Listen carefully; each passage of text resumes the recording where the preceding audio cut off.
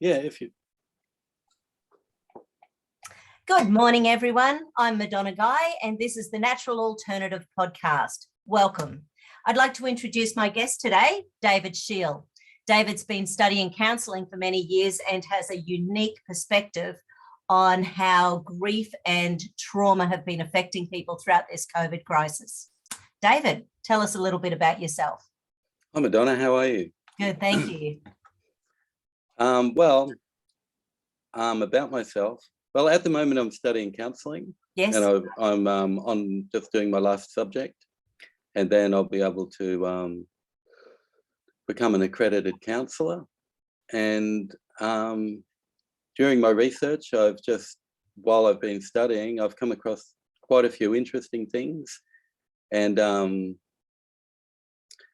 basically, I have a background in arts, in all types of arts, whether it be painting or music or poetry, just about every types of art. Very right-brained. Well, I guess very right-brained, yeah. That side of it is, but then I've worked as a designer also, where I use all the same methods in business, helping people work out their business identities and getting design or illustration, because you use so many different creative tools to solve problems. Yes. And so my background is in creative tool making to actually help others facilitate their. So was there a connection then with your graphic design work that took you into counselling, or was there some other particular reason that took you into counselling? Partly. There was a whole range of things, because what designers, when you do a job for a business, depending on the level of the job, you use a process called corporate identity, where you actually look at all the different parts of an organization and you bring it down to one image, a symbol, and often a slogan, and then that feeds into mission statement, vision statement, all that type of thing. And so what I noticed in business management systems was that they're really good at forming identities.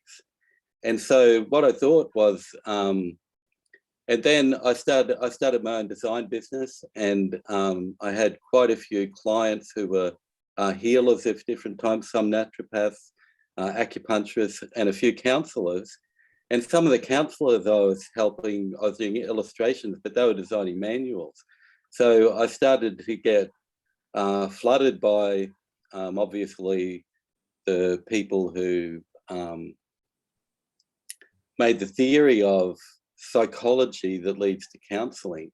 And I started reading from there, and then started thinking, and then I started, because I'm a visual artist and a designer, I started looking at the way that psychology uses systems. Like there's a whole bunch of standard systems, like Freud's psychosexual development. They're linear developmental systems, and then Piaget's one goes along with that, the development, and then Erickson's emotional models. They're all linear systems of development. And then I noticed, but in business, you have more of a mapping style, where you actually look at what all the parts of the business are and what roles you need to actually make that business into a growing enterprise, to scale it up. You need everything set out so it's scalable. And I noticed that in psychology, there wasn't anything like that, very much at all. And a lot of them were more prescriptive. So when they did a whole, like looking at somebody's personality, they more gave options of what you could be, rather than open options of the areas where you form your identity. Right. Right. And so that's a bit hard to explain, and I need to show a textbook on how that works. But basically, my motivation before counselling was to design personality systems or identity systems in the same way that they do in business. So what you do is you make a template up of all the different standard areas of life, which are, obviously social and vocational, home life, and then self-care and spiritual, intuitive type things. And those areas of life are where you go out to. So you start at home, you go out to work, or school, vocationally, you come home, you go socially, you come home, and then you go to like temple or church, or even if you go in nature, whatever you do to rejuvenate, to reconnect with your values.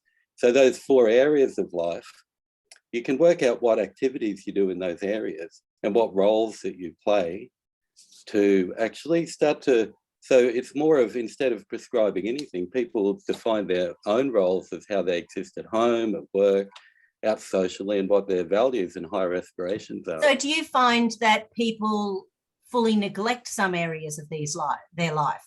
So they might be really good socially, say at work, but they might not be doing anything, say, spiritually, or is there a rule of thumb?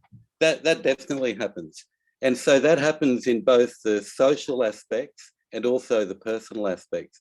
So, Carl Jung defined this. He made, like, one of the best systems is Carl Jung's Typology. And he looked at it rather than the social side as the individual side.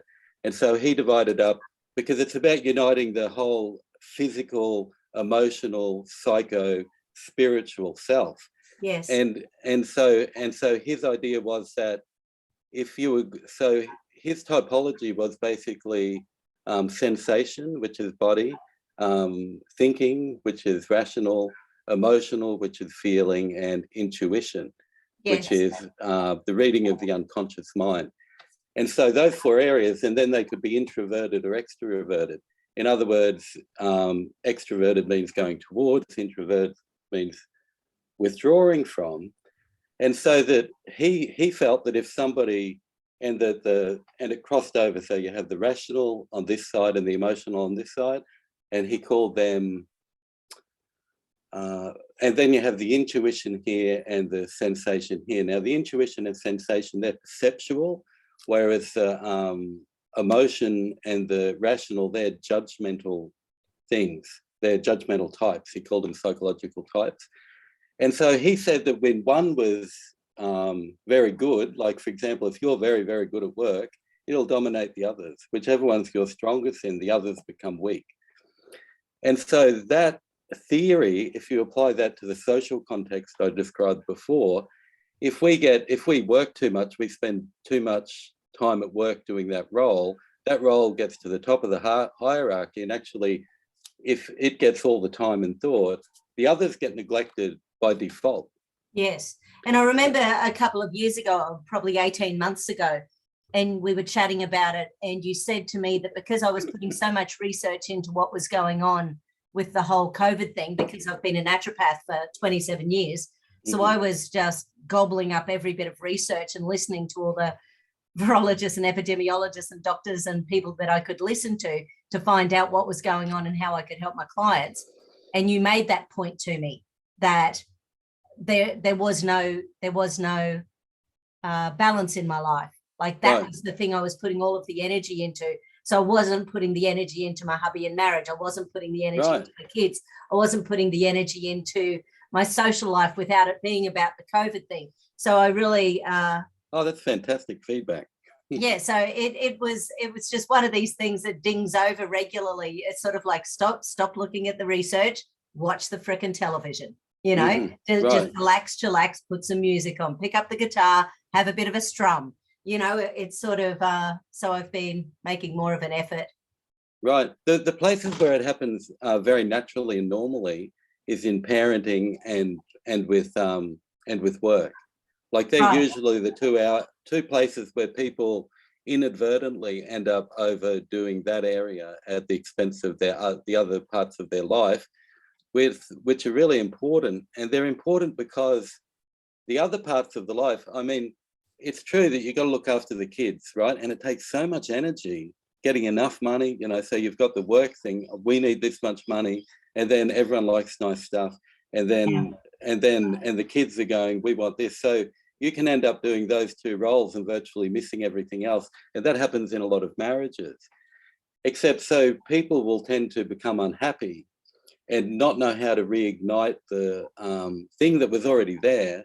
I mean, it's just been, because like, for example, in a relationship, the love's still there. It's just been covered over by that role's been neglected in a lot of cases.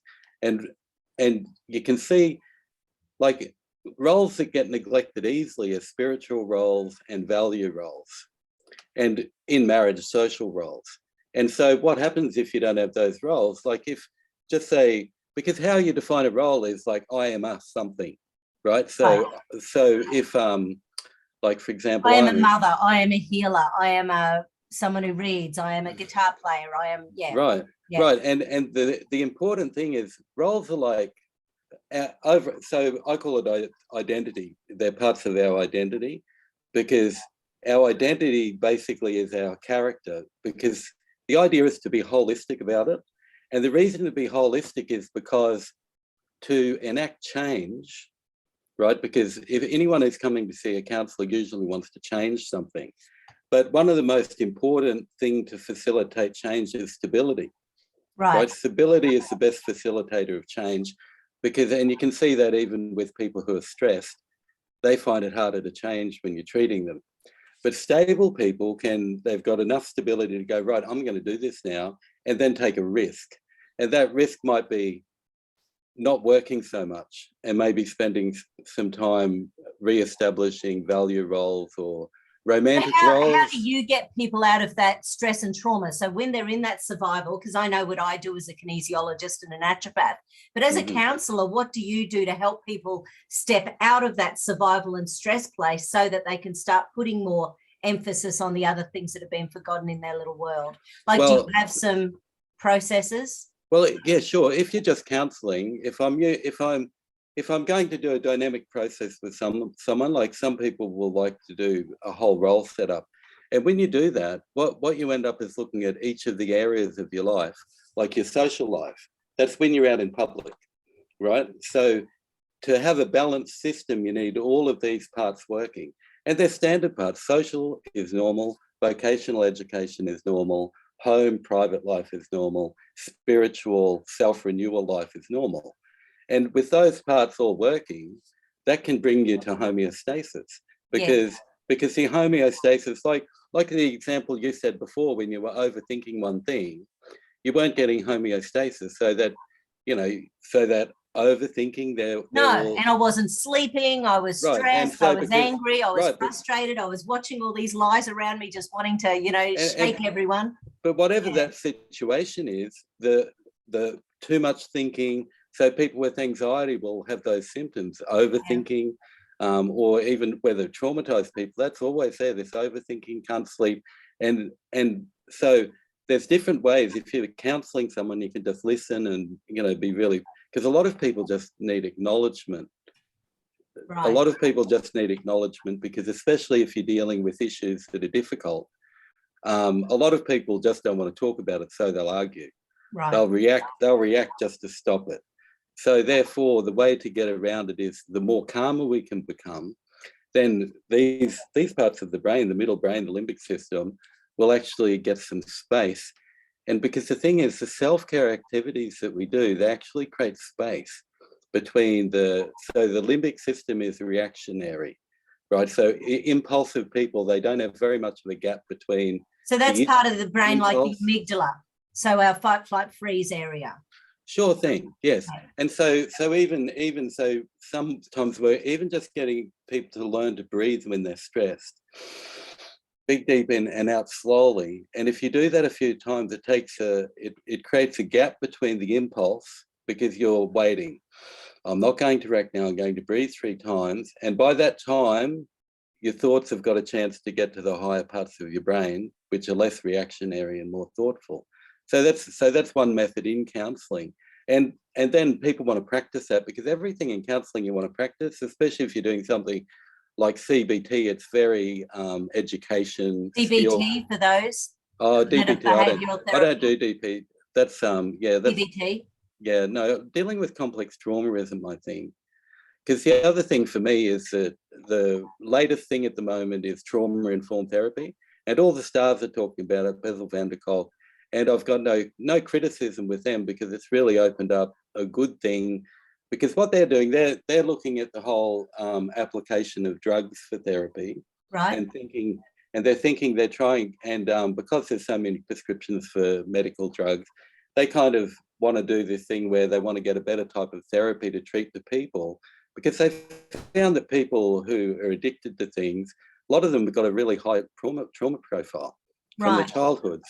So you're talking like the ACEs study, the Adverse Childhood Events study, or the things that are working off that, and of course that's really good stuff, you know. And people like Gabamata and Bethel van der Kolk have really promoted that. Except while I was at uni, I was looking.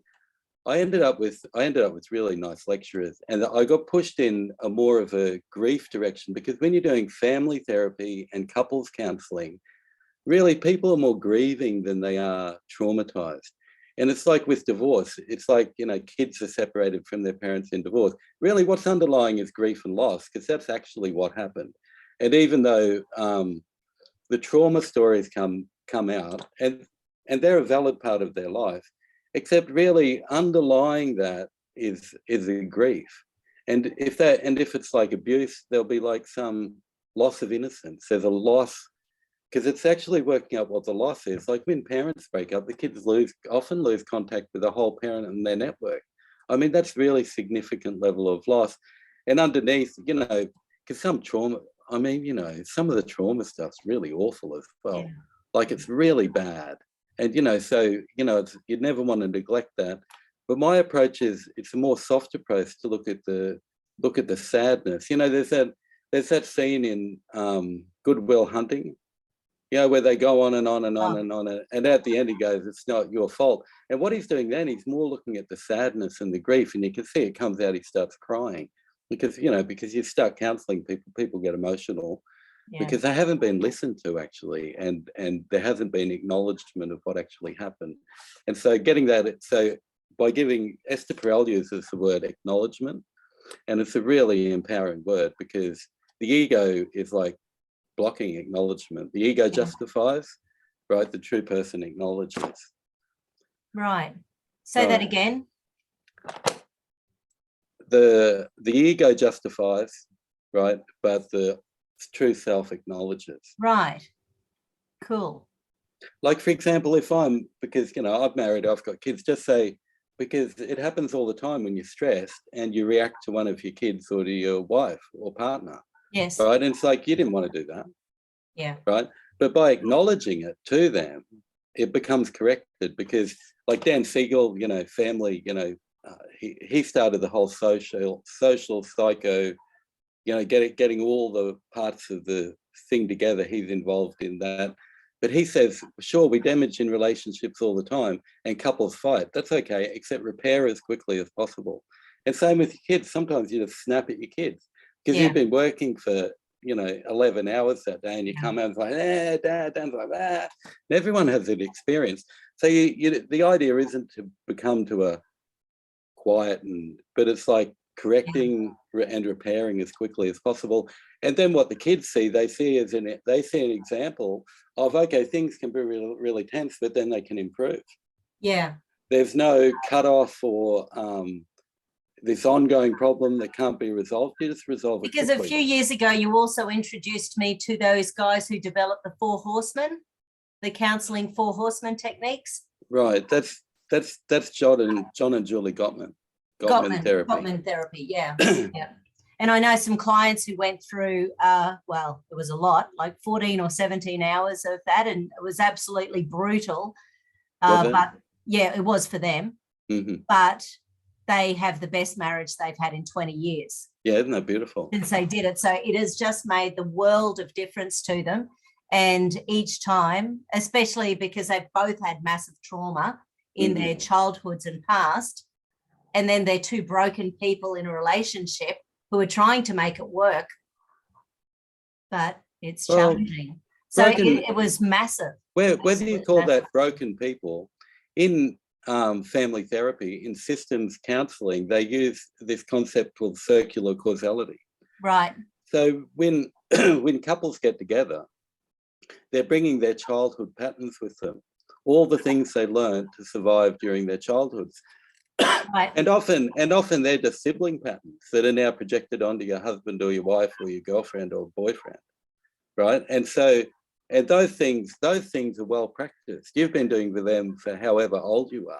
Yeah. You know what I mean? And people get together when they're 30 or 25, and it's like these patterns are really well established. well trodden. Yeah. And to change them is very hard.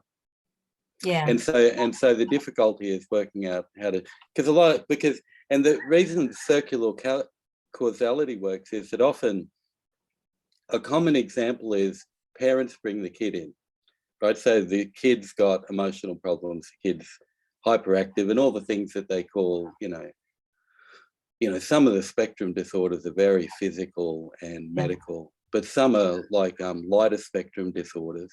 And often because sometimes they'll counsel the whole family, and they'll find that the couple is fighting, and if they stop the couple fighting, the kid doesn't have the disorder anymore. And so what they look at in especially Murray Bowen's system therapy is that there's a symptom bearer in the family, someone that everyone just throws all their rubbish on. Right. And so they're the person to be healed. But in family therapy, it's just working out. So like Murray Bowen, for instance, he says on a video that first he thought that you'd get the whole family in, and he found that exhausting. And then they found this idea, there's one person who's the symptom bearer. And, think about families, it's pretty easy to you've got to study what the dimensions of that are. But then after a while, he thought that what you're really trying to do in family therapy is this concept called differentiation. Right. And that means interdependent relationships with family members, because there's all these types of things that aren't interdependent, like different types of wrong attachments or difficult attachments. Yes. But then there's things that he called fusing or triangulating. So there'll be coalitions in sibling groups, two against one, and that just continues on. But they're not interdependent relationships. They're actually stuck together in a way. Yeah. And they're not completely able to resolve problems without getting really emotional. Right. And you see that in the counselling kinesiology that I did with Gordon Dixon on the grief gauge developmental directory. It says that the differentiation happens somewhere, like it starts between 9 months old and 3 years old. So it's really young when we're starting to differentiate ourselves from our mother, from our father, from our siblings, and trying to start creating our own little unit as a human being on the planet. So it's actually a very early place, and some people don't. Them and their mother are one, and they scream the second their mother is away from them, or anyone else comes into their circle. Oh, sure. Oh, well, might not be quite what you're talking about. Oh, no, that's attachment theory. Well, attachment and bonding is 0 to 9 months old. Right. Yeah. No, but attachment works all the way through. Right. So with attachment theory, you've got secure attachment. And then you've got ambivalent attachment, which is sometimes I'm attached, sometimes I'm not from the parent. Yep. And parents who take drugs and alcohol are often like that. Sometimes they're there for me, sometimes they're not. And then there's I can't remember the other one, but the third one's disorganized attachment. Right. And kids who had trauma in their life often have disorganized attachment because it's often generational. Traumas come down generationally. So the other problem is that people with higher than 4 ACE score, in other words, 4 specific adverse childhood experiences, are often also more inclined to be less differentiated because of the disorganized attachment. They can't attach to other people. So in one sense, they can easily carry on the generational abuse patterns, even if they're just, because they don't know what's happening. Because what you learn when you're growing up is seamless. I've got a friend who's 10 out of 10 on the ACEs scale. Oh, really? Yeah, absolutely. There was nothing about her childhood that was safe or easy. Yeah, that's very sad, isn't it? Yeah. And it has really created massive challenges in her whole life. Yeah, and it will. But also they can be, that can flip around, and they can be unaware that they can harm other people. Yeah. Because what they got used to growing up is so weird and intense that they're intense people. Yeah, and I know with the ACEs study, one of the things that Dr. Pamela Peake I saw her at a conference about 5-6 years ago. She's a dynamo, and she did a TED talk called Hijacked by a Cupcake. And basically it was about how when you've got a high level on the ACEs score, you're more likely to have heart disease, strokes, diabetes, the physical effects of trauma in our early life. So the trauma changes your DNA. Mm-hmm. So it's like the whole. That's right. So it translates across the physical, rational, emotional, and spiritual areas. Yeah. And so that's another reason for developing a whole identity system, so that people can actually work out those places, because a lot of people won't even develop a whole set of roles. Like some people, like people who don't have so many problems, they have really nice balanced set of things, and when you look, they keep all of their life in a balance, and they do a lot of things and make sure they keep healthy, and make sure they keep their friend networks, make sure they keep their spiritual life in a place where they can not burn out. Because the other thing about spiritual activities are wholesome, and they're protective factors. And also make home life so that it's not, because you come back to home every day. It has to be a place where you can recuperate. Yeah. From the spiritual perspective, because I know you've had a very strong spiritual life for 25, 30 years. It's been a huge part of your world. Mm-hmm. Can you just chat for a second, and maybe you don't have the same thought I do on this. It feels to me like there is a concerted effort to deny spirituality. Whereabouts? Mainstream, politically. Every venue? Well, it feels like, let's just say the last 2 years, the concept that natural immunity has pretty much been denied, and the only immunity is from Big Pharma. It feels like a similar thing is going on with spirituality, that anyone who believes in spirituality is a flake, and the only thing to believe in is, it's like people who believe they're an atheist. They don't believe in God. They don't believe in angels. They don't believe in anything beyond life and death.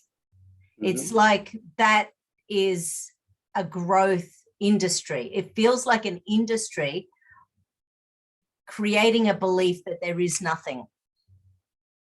It's possibly, I don't know about that. The internet might produce that. The problem is, whatever, so the basic way the whole thing happens with the pandemic's going, as far as I'm concerned, it's an open case study. And so I watch the data as it comes out, right? So, people made a lot of predictions, a year and a half ago. Yeah. A lot of those predictions on both sides of this argument have turned out to be wrong. And some of them have turned out to be right.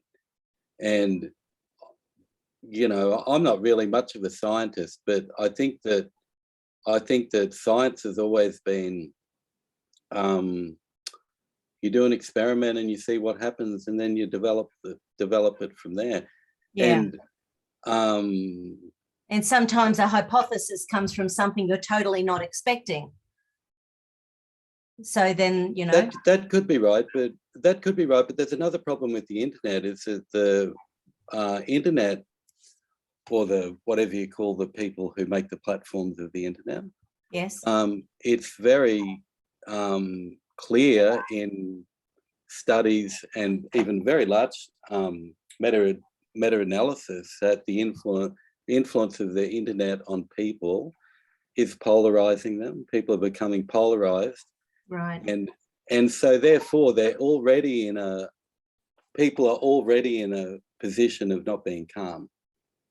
Right, they're already in a position of not empathizing with the other, and that was already happening before the arrival of the pandemic. Okay. Right, and so therefore that was already at play. And so from a postmodern point of view, if you want to get to the bottom of the philosophy behind that, there's a famous quote by postmodern philosopher Jean-Francois Lyotard, where he talks about how how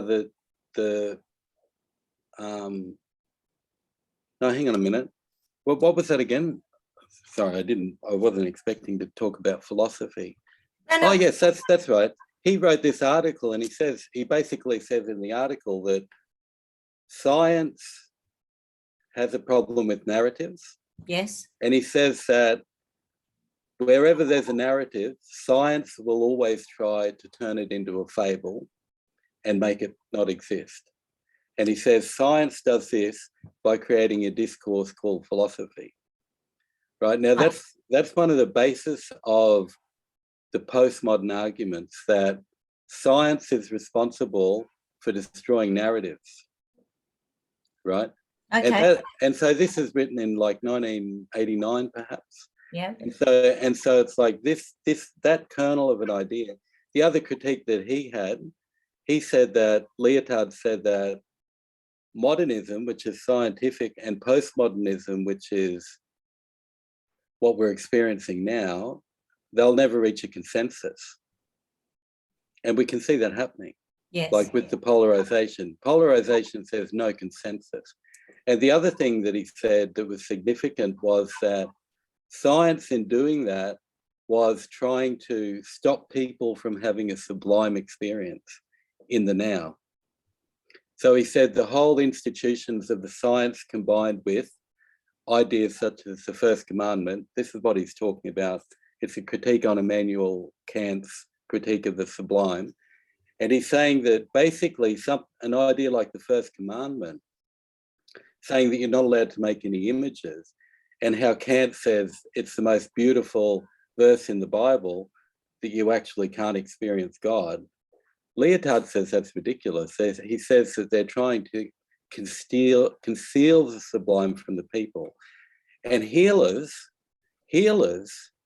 what we're trying to do is take people from having a difficult life where they're feeling sick, or they're feeling, one level of anxiety or depression or unresolved loss or grief. And we're trying to get them to a more sublime position. And that's what Jesus was doing.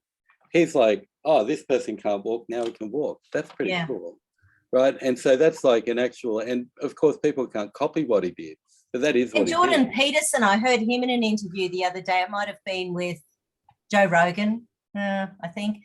And he was basically saying about how people have misconstrued when they went out into the desert and Moses went up the mountain, and God told him to tell them to create the idols. And anyways, basically this story about the idols. Moses got the 10 Commandments.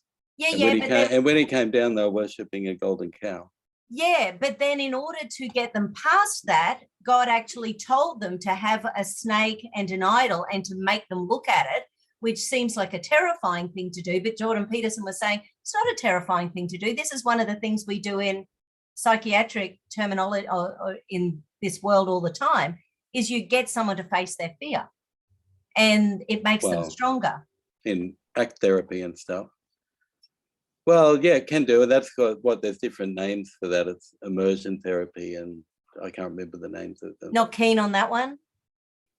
Well, I don't know, a little bit. Well, of course you do that. You do that with CBT. You get people to face their fears, to practice breathe, practice whatever you've taught them, and going into the world and using those techniques. So that is used. Jordan Peterson, I don't know if himself and some of the people he works with got the postmodern equation quite right, because we're living in a postmodern culture, and postmodernism's a critique on modernism, right? And modernism was the whole scientific, monarchy revolution, whatever that was, the progressive Western culture. And so, but when you study art, postmodernisms, they use Foucault and Derrida, and so you learn critical theory, and except what actually happened in art was that the beginning of postmodernism was Dada, which was irrational, and then surrealism followed that, and postmodernism, the precursor of postmodernism is Dada. because Dada became, because just before postmodernism happened, pop art, and that was like more like Dada. It's just like irrational. You can see, Sorry, you know, you're the bands whipping that in and came out out there. then, and Warhol and the Velvet Oh, sorry. Okay. And the music that came out then, the Velvet Underground, it was all Dada-esque, irrational stuff. And so that, because if you look at how the canon of art happened, Dada was followed by surrealism, followed by, you know, there was futurism, and then it ended in abstract expressionism. And then it stopped. And then pop art came out of nowhere, but the precursor of that was Dada. Right. You know what I mean? There's no point in being rational because, you know what I mean, it doesn't lead to anywhere. Yeah. And so Dada is the underlying thing. And also a lot of the things in the postmodern organization were, because the other thing is that Andre Breton, he established Dada and Surrealism, and he did them on communist principles. And a big part, if you read into the literature, they were trying to, their idea was the same. The idea is to break down the family, right? Which might have been something you mentioned very early, break down the family by exercising all other styles of, you know, being. Like, for example, Marcel Duchamp used to dress up as a girl. Yeah. Called Rose someone. And so a lot of them were, they were being drag queens as a protest back then. And so that's something in the history that if you study just the philosophy like Foucault and, you know, whatever those schools are, the critical theory things, you don't get this in art. The canon actually comes out differently, because the visual presentation often happens before the philosophical presentation. Right. That you find in the arts. The artists are first on the team. And I suppose you'll be working a lot with children, I imagine. No, not necessarily. Oh, it's not one of your passions. I've specialised in family and youth therapy, but right. I'm interested in developmental psychology, and that's where you learn that. And also, I'm interested in families as a whole, because the thing is that when you do couples therapy, you're fixing a whole family. Everyone's got patterns. Yeah. And so going back to what I said before, Murray Bowen said that you're better off just finding the person in the family who's most interested in changing. Yes. In becoming differentiated. Having the ripple effect. Well, once one person becomes differentiated, first what happens, he says, is the others all say, we want you the way you were before. And so one person, when they try to become more interdependent, there's a rebellion. And so therefore his idea was... Interdependent? Well, you need to look up the concept of differentiation from Murray Bowen. It's interdependent, yeah. It's like not fusing together. It's being able to, say with siblings, it's being able to resolve emotional stuff. And siblings go through a lot of emotional stuff, like family members die, or there's a whole bunch of things that happen. And the old patterns keep going until people become differentiated, where they can just work out their emotional stuff peacefully, which is the same thing you're trying to achieve in couple therapy. Because going back to John Gottman, one of the things he talks about is, he says that 63% of relationship problems are perpetual. In other words, they'll never be resolved. 63 is a really big number. Yeah. So that means 30% are resolvable. Yes. Right? So, but the other 63%, you're going to have to talk about without fighting, because they're not going to resolve. So you have to become differentiated to give the space and the kind of improved communication you need to do to actually talk about those issues and get some kind of understanding on them. Isn't that interesting? Yeah. 63%. And the other thing in his method that's really good, he says that in couples, you have to have, like, we do little interactions all the time, even, do you want to do this? Or shall we do this? Or, or can we talk about this now? Or all of those little things, you need 4 positives to 1 negative, or the relationship breaks down. So you need, and he says part of the reason that is because 1 negative, like when we're negative, it's normally loud or angry. Okay. right? Or silent treatment. Do you know what I mean? The four horsemen. So, you know, the negative stuff's normally tied up with the more with one of the horsemen, so they have more impact than positive things. So you need to increase your positive communication behaviors. And these are about communication. So a good example is, you know, like a normal couple thing. One person's been at home cleaning up and the other person comes home and just starts on something, right? It's something that's been triggering in the past. They know it's triggering and they just start on it. Right. And then the reaction starts. And basically, you know, there's not that much individualized in couple issues. Like, people are basically doing the same thing. Yeah. Like, they're triggered, they're getting angry, they're getting, you know, going into the silent treatment. And, you know, they're doing all of those things. And there's nothing that, what's amazing about it is they're all more or less the same things, unless there's some serious domestic violence. But in the literature, it says most family violence or arguing is pretty equal. There's a word for it. Anyway, it's in counselling they use it, which means it's something like normal, because both people are just, and, you know, a lot of studies have come out, the Dunedin study in New Zealand, and one of my lecturers at uni, it's basically girls and boys also start the fighting equally. Yeah, okay. So and that's really important, because it's not always men doing this. This is an equal thing. And see, my brain would have assumed it was women doing it more. my lecturer assumed that, but when you go to the data, it's not. Okay. And see, so there's a disconnect here between the social discussion and the couple discussion. Right. Right, because there's a bias there that you just mentioned. Yeah. And you said it spontaneously, so that means that's inbuilt, that it's always the guy's fault. But when you come down to it, No, I said I believed it was the girl's fault. Oh, right. I said the opposite. No. Oh, really? Yeah. Oh, well, I not many remember people going in and that. having it. Yeah, I went in for a treatment with one of my mates, Norm, like 10 years ago. And we'd had this bizarre thing happen where, and this was totally weird, but Jay and I were doing dance lessons.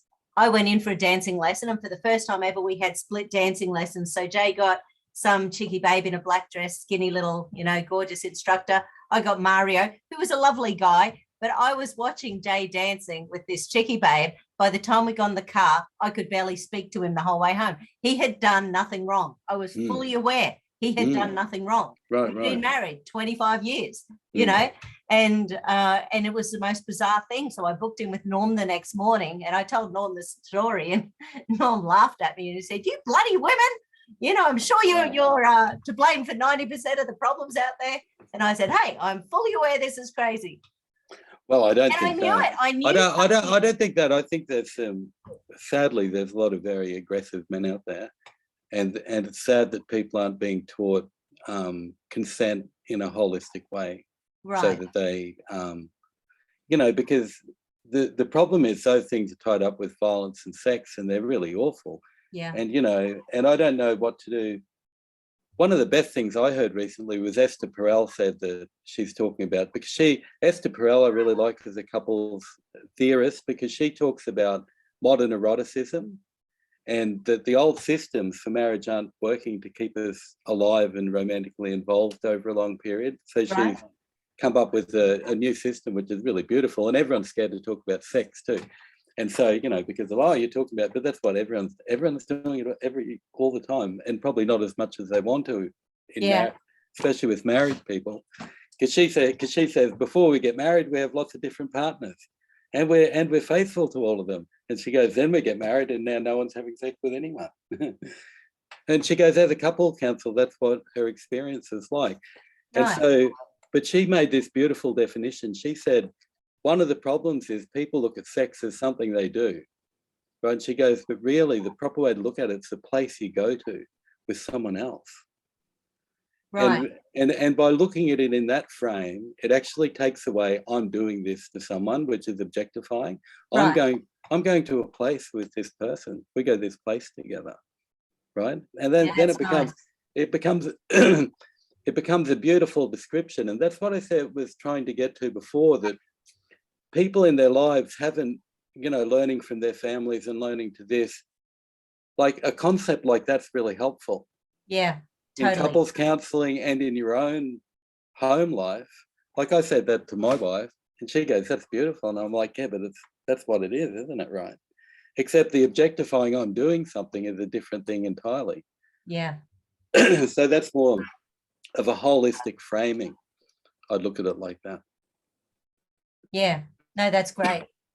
And Yeah, I so, know, because I know we don't have much time left, but I just sort of also wanted to chat about Wim Hof breathing, because I know you're a huge fan of Wim Hof. So you've mentioned breathing, you've mentioned giving the limbic brain time to breathe and time to reset and get back to a space of thinking. You're a massive fan of Wim Hof. Do you want to talk about that for a minute? Well, I'm a fan of Wim Hof, but as you said in the beginning, I've been doing yoga and meditation of different modes for 35 years. And I do daily practice. So Wim Hof, I do for the last year and a half. I've been doing 3 to 5 days a week Wim Hof. And what I experience, though, it's different for everybody. Yes. And I get a really big DMT release when I do it. DMT? And there's a whole visual thing. What's DMT? Well, so Wim Hof breathing releases a whole bunch of, what's interesting about Wim Hof is that his method was studied by so some scientists did some research on the effects of his method.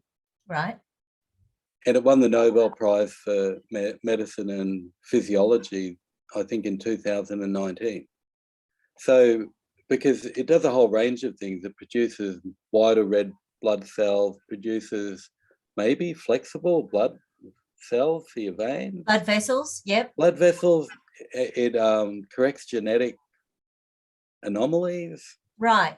Because we've sort of chatted for people with long COVID, like this is the sort of thing that might actually help them to get over it faster. Because it could do, but I'll just say something about that in a sec. It's definitely worth looking up Wim Hof scientific study. Right. Because I can't, like a lot of things we talk about, I can't really, but if you hear the names of the people I'm using, look up their work. Yes. Which I recommend anyway. People should look up, it's like in couples counselling. I mean, because I've done family counselling, I've done personal counselling, and you've got to keep these things up. You've got to keep educating yourself. And in the modern world, we have to be lifelong learners, but we also have to be lifelong differentiationists. Do you know what I mean? We've got to always like re-establish that, because it's so easy to get stuck in patterns with people where your relationships become fused in some way. And it's like, oh, that didn't happen before. And then you work to get your boundaries back into a place that's healthy. Exactly. And I think people don't take into account every big change we have in our life. You then have to rebond your relationships in that new spot. So even the last 2 years, people working from home a lot more. How like there's never been a time in my lifetime when so many people have spent so much time in their houses with their kids and their partners there. And this has been a real challenging time for many people. It's great for lots of people, more family time, but it's also been incredibly challenging because if you don't have those relationships and enough computers and enough, like it's everything. It's a real challenge. Well, normally work life has been taking over that. And it's funny, it got automatically flipped so that all the family got together and not used to doing those other roles, but a lot of them started improving their role scope just by being forced into the situation. It became a good thing because a lot of people don't want to go back to work. Yeah. They're hoping the COVID conditions stay for a long time because they don't want to go back to work. They'll be supporting all of the mandates so they can stay home, because most of my neighbours are now, they get to take their kids to school. They're all working at home. They get to be at home all day and do it, work any time of day. And I think some people might have been looking forward to going back to the office. Yeah. But you know what I mean? So sort of every big change, you have a baby, that's a whole different relationship. Instead of 2, there's now 3. You have another baby. It's not 3, it's now 4. Every big, you get a dog, you get a cat. Anything that you change in a family relationship, everyone then needs to rebond and rewire and reformulate their beliefs about the family unit again. Right, sure. But you are, I just want to say you are right on that. It's like people having that going to work thing taken away from them really does affect them. Because a lot of people, they were spending more time at work than at home. Yeah. Because a lot of people do. If you take out sleeping, they're spending more time relating to people than they are at home. Yeah. So their work colleagues are getting more time than their kids in most cases. Yes. Right. So, and I'm not saying that's a bad thing. That's what you need to do. And so, but that has had a big effect on people. Yeah. And people who are just holding it together emotionally have really suffered during that, I think. Yeah. In families, because people only hold it together. A lot of people, you know, it's hard to get on well in a family, because the divorce rate, I think, is something like 50% or something. That's what they say in counselling, and that's like, it's not a very good success rate, because most of the people are breaking up because they can't get on. Yeah. Do you know what I mean? Which is, some of it's, you know, people do have affairs, people do all sorts of betrayal and all sorts of things, but still things can be repaired, and you've got kids and you want to, like, you know, it's good, you know, it's become to such a point where you can't even say, oh, it's good with the parents to stay with both kids, because they want to have equality of families.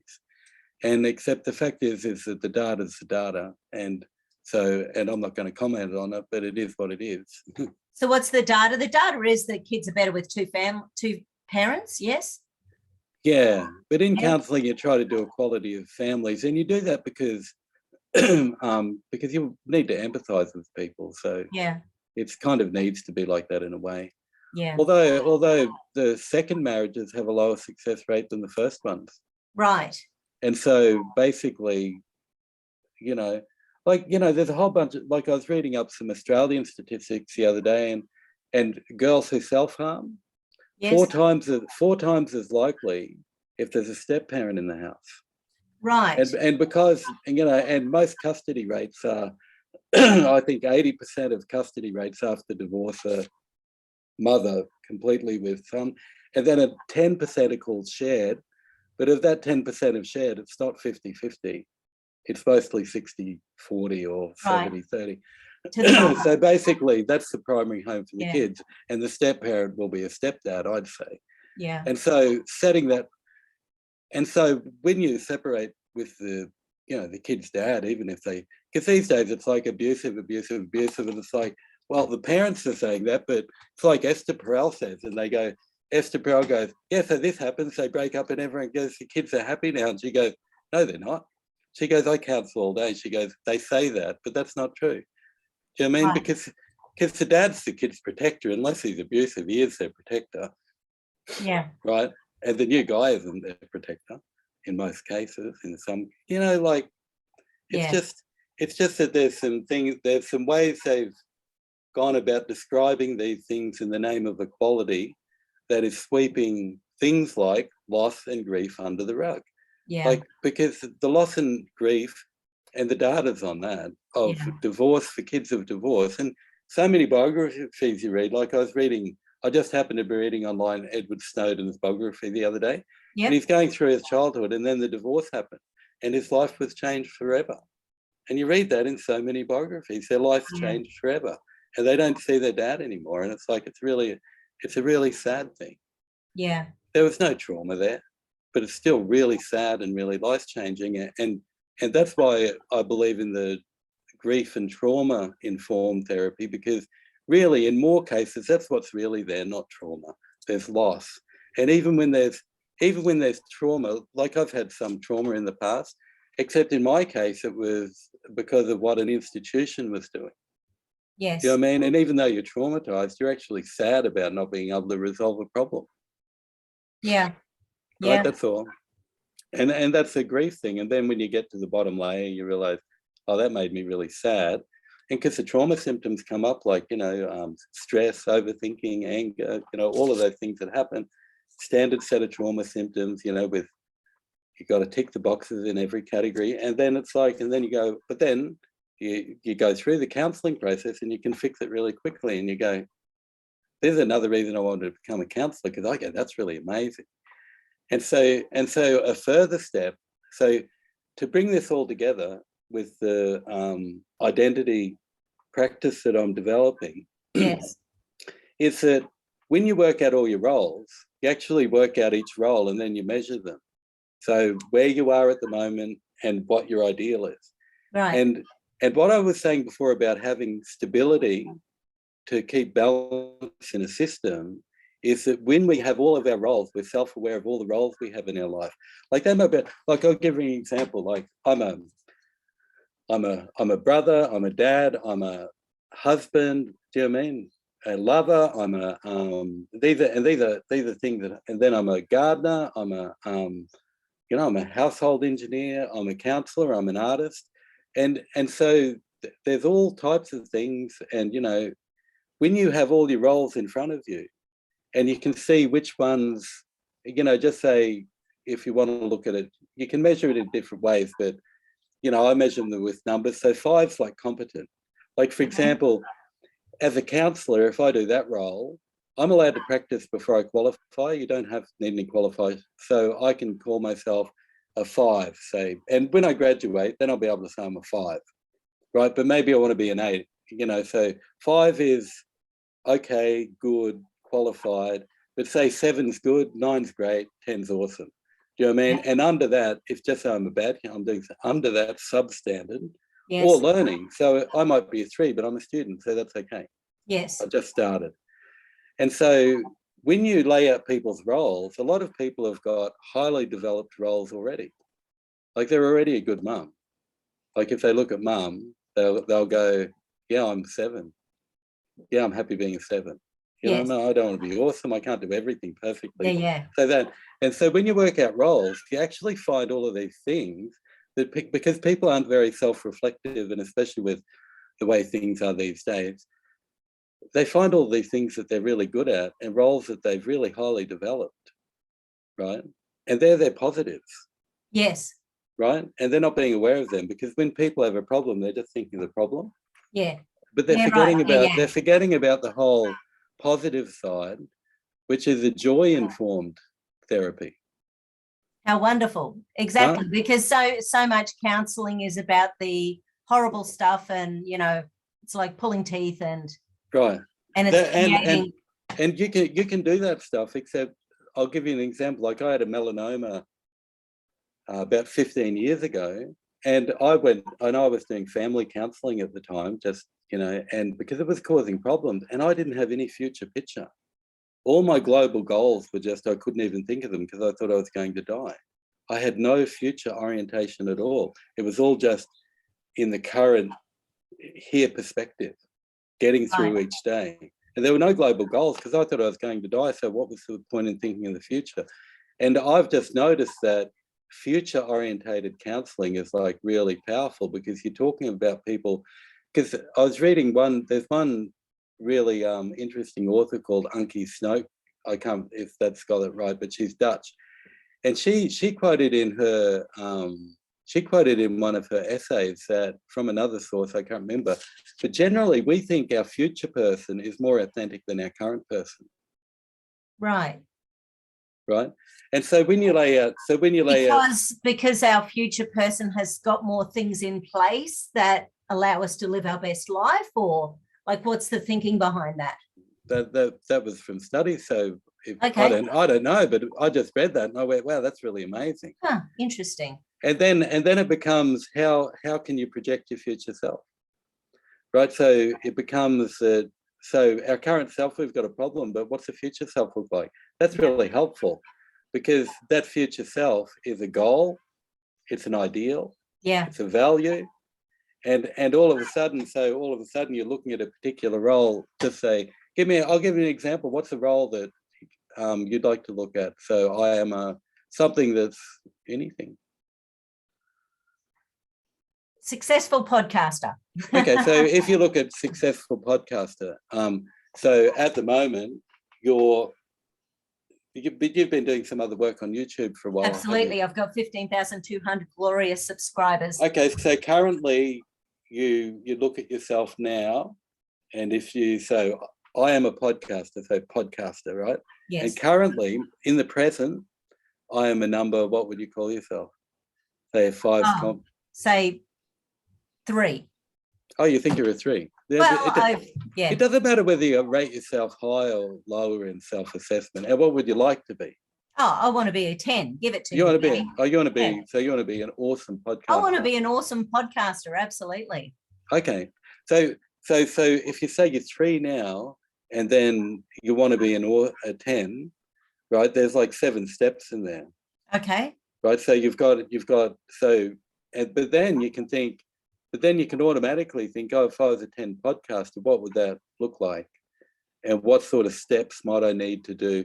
So just by doing that simple process, you're actually working out the distance between the present introverted idea, and then extroversion means moving towards. So just by defining that, you're now moving towards it, even with your thoughts. Oh, what would that be like?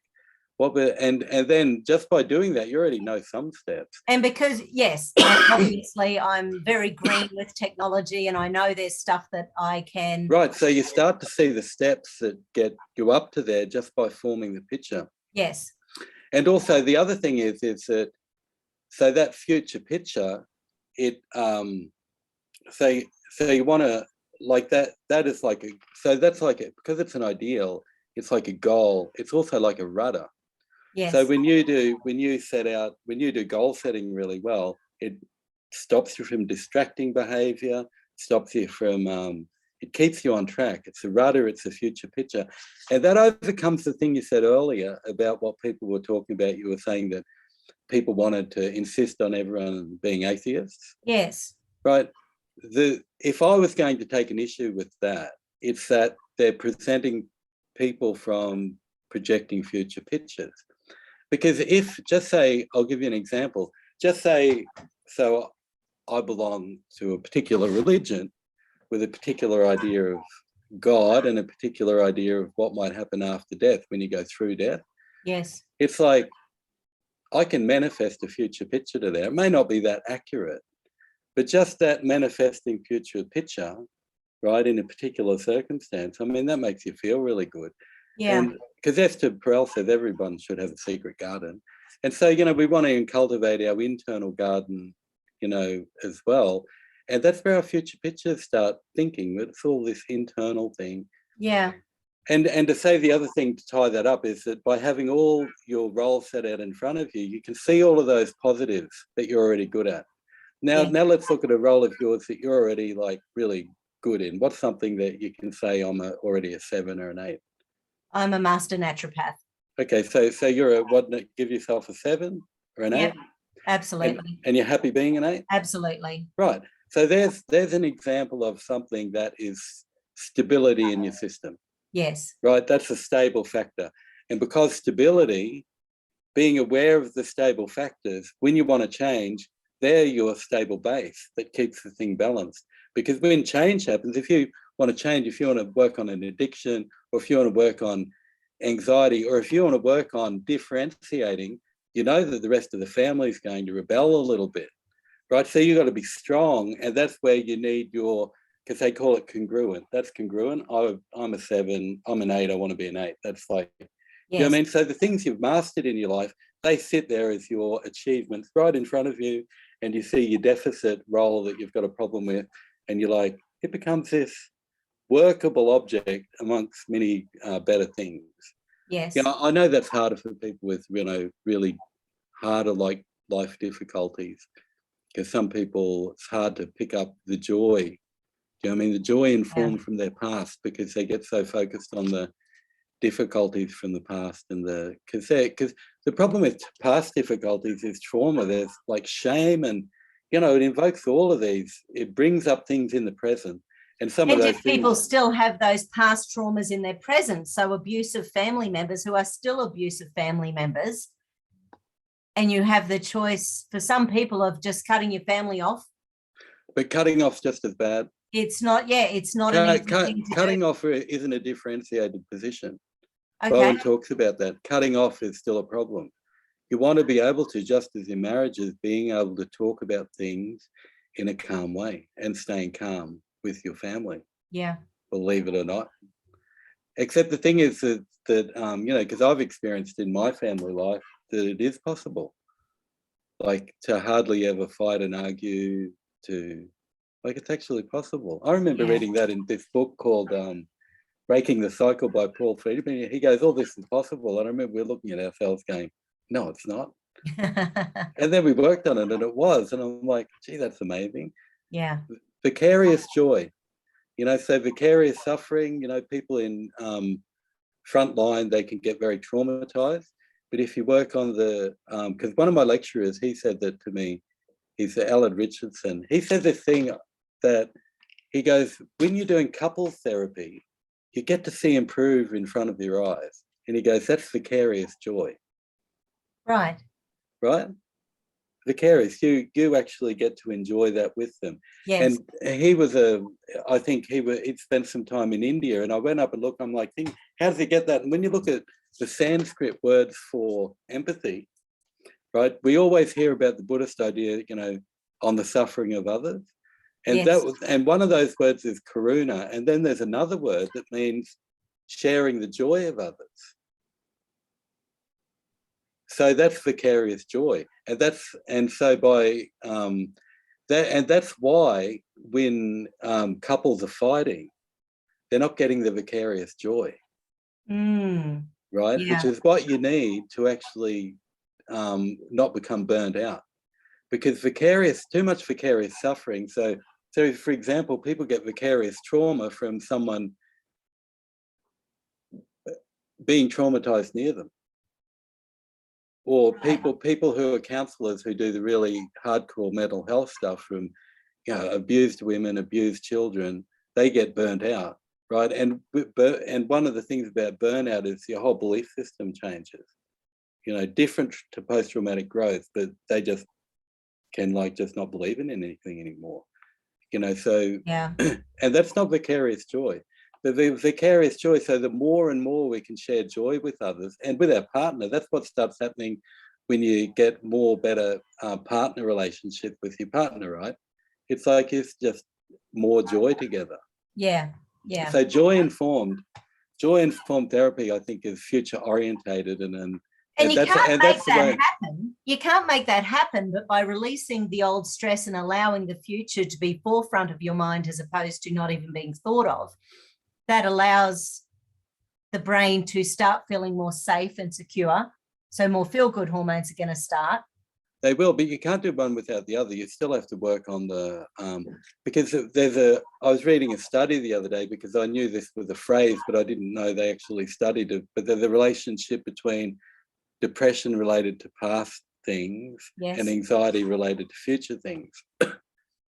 So the thing is about that is that we're nearly out of time, right? Yeah. Okay.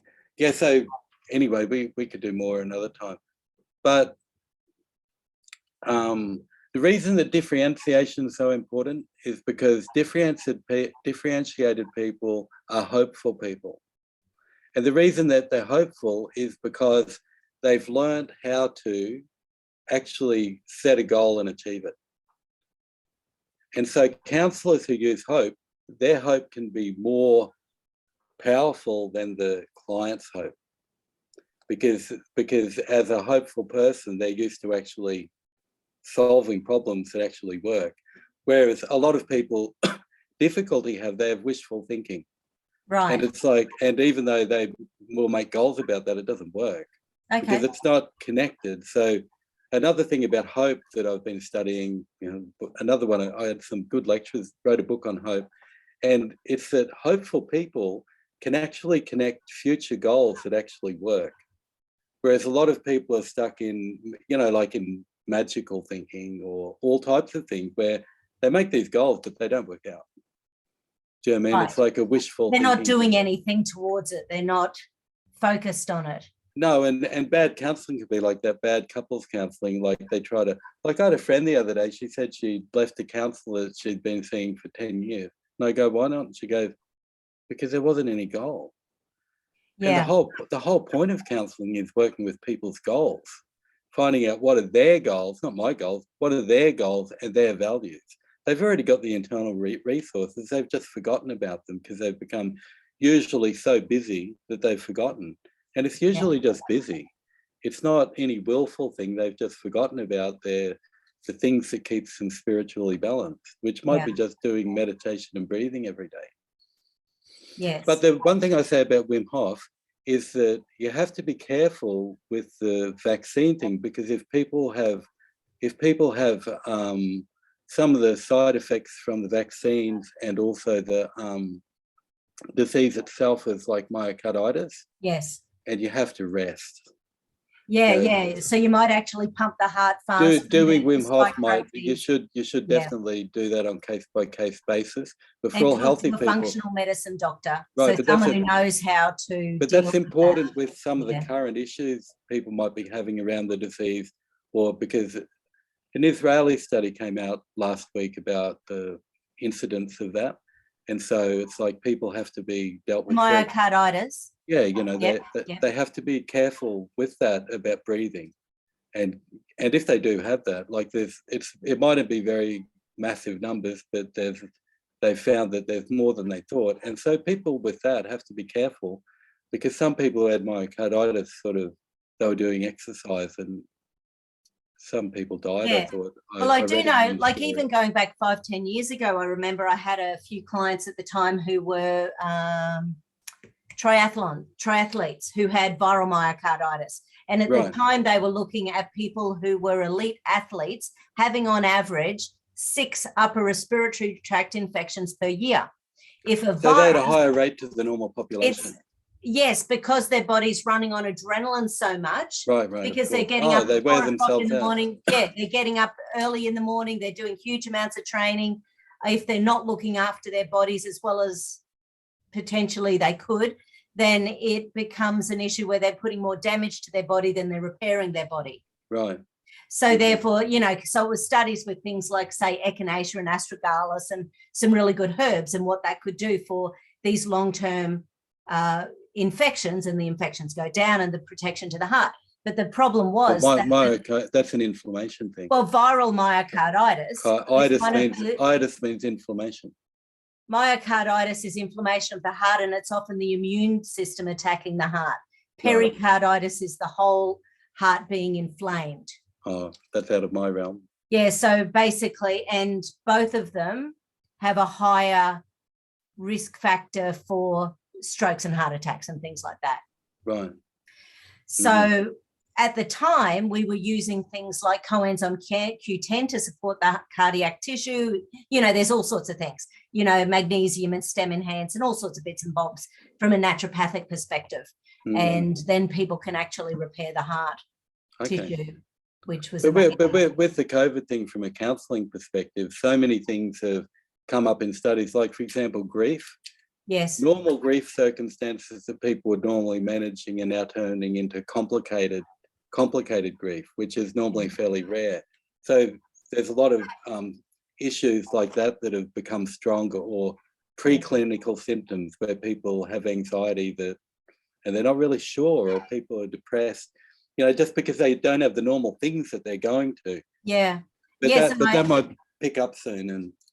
And I do know just recently in Northern Territory, when they shut down the territory, and there was people being in that Howard Springs, it's sort of like one of the camps that they put people who were unwell or who had the positive test. And I remember one of the girls there, she's someone who runs every single day. That's her life. And she was put in there, and she wasn't even allowed out onto the veranda. And she was asked if she could at least come out and, sort of walk around the compound. And she wasn't allowed. And the offer that they gave her were anti-anxiety drugs. Right. So you're allowed to have as many drugs as you want, but you weren't allowed fresh air or exercise. I don't know if they, counsellors we don't diagnose or have, but I just think, I suppose I wonder why they give them that. Well, there was a study in Australia about... It can't hurt in the short term. But the problem is that those things don't end up being short-term. They're meant to be short-term correctional. Yeah. So maybe that'd be good for a month while you're stuck in the middle of nowhere. Yeah. But people are really affected by all of this stuff. And they're not even sure how to re-put their life together back, because they can't predict what's going to happen. So people are having trouble making all types of goals. Yeah. And they don't even know if what they thought their life would be is going to be like is going to come back. But I think this is where hope comes in, because if we, like, I feel like I may never get to travel overseas again. I just feel like that. It doesn't mean I can't hope for that. You know, it's like, because wishful thinking and hope, there's an important distinction. Yeah. You want to have your ideals actually true. So because I'll give you an example. If it's wishful thinking and not hoping, and you want to say, you know, whatever that role is, you want to make it here. So I am a traveller. Okay, but you don't want to make it something that's not possible. Right. Because there won't be any satisfaction or vicarious joy in the process, right? Because we actually get joy from reaching the goal. Right. So at the moment, I should just say travelling in general and sort of leave out the word overseas, and it doesn't matter if I go to Mullaney or Kingscliff or, you know, and it probably doesn't matter. Keep it attainable. Yeah. And, you know, whatever it is, the world is the way it is. Do you know what I mean? What's happening is the way it is, and that's what we're working with. Yes. And so it's important to make goals that are tangible, because in narrative therapy, it's really important. So because we're in the middle of the story, right? And in narrative therapy, you'll have somebody come with a problem and they do this thing called restoring, right? But that restoring has to be trueable. It has to be something, goals that are achievable, and not just like, you know, because a lot of people with depressions are, I want to do this and I want to be that and I want to do this, but they never do anything because their agency is so blocked. They just agency. That's the word. That's the word. Yes. I knew we'd get there, David. We can do a whole session on that. Yeah, I think we should. Agency and self-control are interrelated. Yeah. Right. And so working with true roles, because that's that thing again, that the idea that we believe our future self is more authentic. Yes. So the story towards that ideal has to be authentic. And if it's wishful thinking, it's not. Okay. You see that? Yeah. And so the agency has to connect with the goal, and that's hopeful thinking. Wishful thinking, I want to do this, and except you can't do it anyway. There's not a free way to get there. Yeah. So with something I do with those types of roles is that if, just say normally I'm an 8 traveller, like here's the problem with this thing. I'm normally an 8 traveller and I want to be an 8, and now actually what's happening, I'm a 3. Yes. Right? And you were getting a whole bunch of joy from that.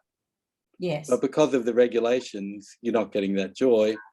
Not only that, but your numbers dropped. Yeah. So that's really disappointing, right? So when I do roles, if I do something like just say something that happens when people have a baby. Yes. They've got all of these roles that have got numbers in, like, and one of them might be sex life, it might be 7, and then they have the baby, and that's 3. If they're lucky. They're lucky.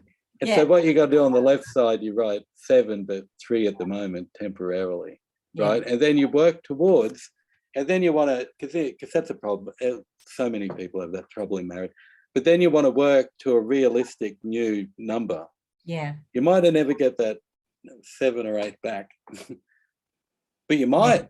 Yeah. It depends how good you are. Depends how much you're prepared to learn the art of relationships. Yeah. Because what we learned in our family upbringing, is it really that good?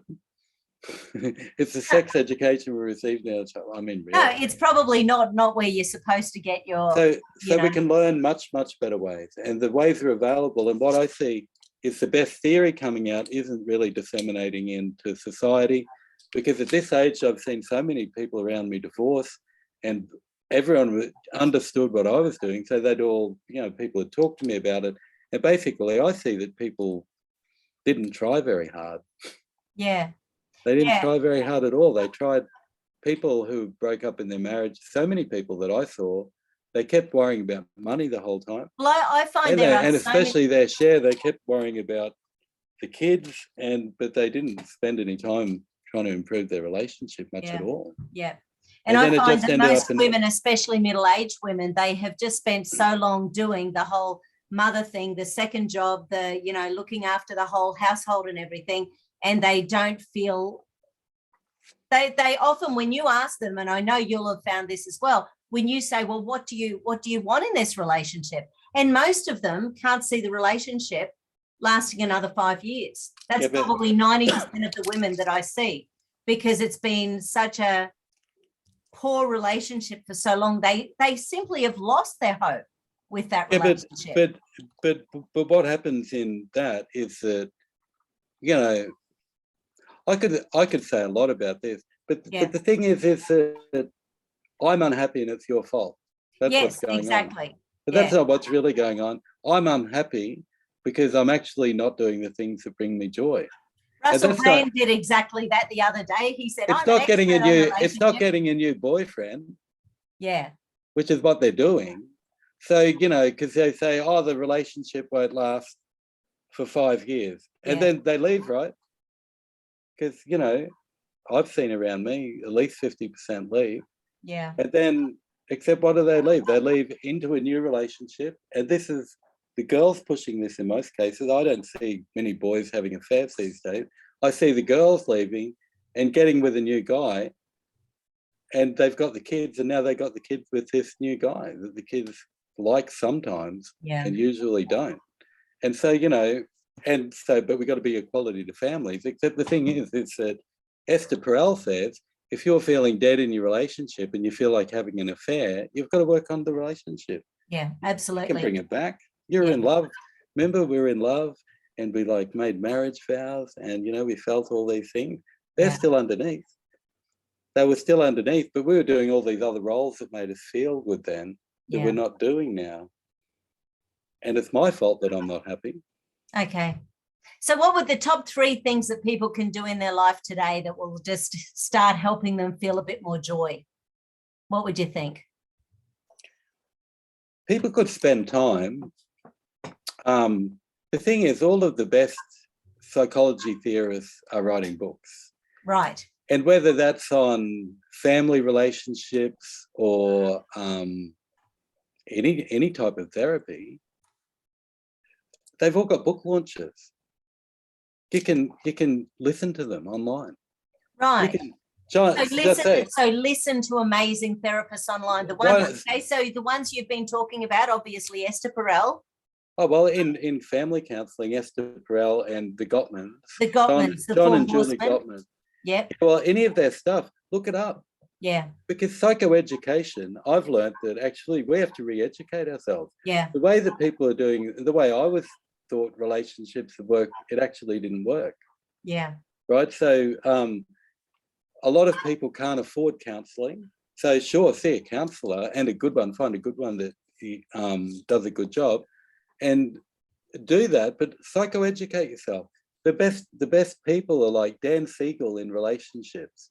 He did a thing called Mindsight, and Esther Perel, John Gottman, and family therapy, Murray Bowen. There's videos Beautiful. Of these amazing people online, and you can just watch it, and it's free. Yes. And you can watch Learn some breathing techniques, getting yoga. You can look up. There's so much. Everything's available online. There's a free tutorial for nearly everything. I mean, there's an amazing resource online where you can get so much help. And not biased people, go to the like stars of the industry, you know, and the few that I mentioned there, they're really effective. They've got really effective methods. Fabulous. And the more information you can get outside your counsellor, the better the counselling work. The more you engage, the better outcome you'll get. Yeah. And at some stage, you'll have a workshop up and running with how to get your... I'll start practicing in the next few weeks. I'm just getting some of my business planning done at the moment. Yes. Yeah. And then you'll be predominantly doing online consultations with people? Probably, but I've also got a couple of offers of sharing rooms with people. So I think I've got both up my sleeve, but I'm finishing uni at the end of this semester to get my qualification. And then, but I'll start before then, just setting up, because the goal setting I've done with people's roles isn't counselling. Yes. So it doesn't have the same requirements. Yes. You know what I mean? It's just because you can do it. I can do business or personal version. So it's not counselling. So I can do that just now because it's my own thing. Because it's yours. Absolutely. Yeah. No. No, I've been watching you develop that over the last few years. It's amazing. Oh, thanks, Madonna. Really lovely, lovely process. Well, Well, okay. when I get that organised, we'll have another one. Yes. And we can like introduce it. Beautiful. Yeah, I'd love to. I can imagine that would make a really good workshop. Right. You know, definitely. An interactive workshop with people who want to be online and be part of that, you know. Well, hopefully I've got my hope layers worked out for it. Yeah. Well, as you know, as a business, because I think if it works out, like depends, you know, the market decides whether things are good or not. Yeah. And so if it's good, you know, it's got potential to be developed into different educational roles, or because it's just a holistic way of self-awareness and being aware of all of our parts of ourselves and which parts need attention. Yeah. And we don't think of ourselves like that. And no, we don't. No, and I love the way that you described it. And I think probably anyone is going to be able to feel those areas in their life where they're just not quite, you know, putting themselves forward. And so the ones that are really working, which are creating their stability. Yes, we forget. Which when couples start fighting, they forget about their stable factors. Yeah, funny. Interesting. Beautiful. Well, thank you, Madonna. David. I'm sure we shall chat again soon. Okay, good. Thanks, Madonna. Have a fabulous day. Really fantastic to chat. Excellent. You too. Okay. Take care, everyone. See you again soon. Okay, bye.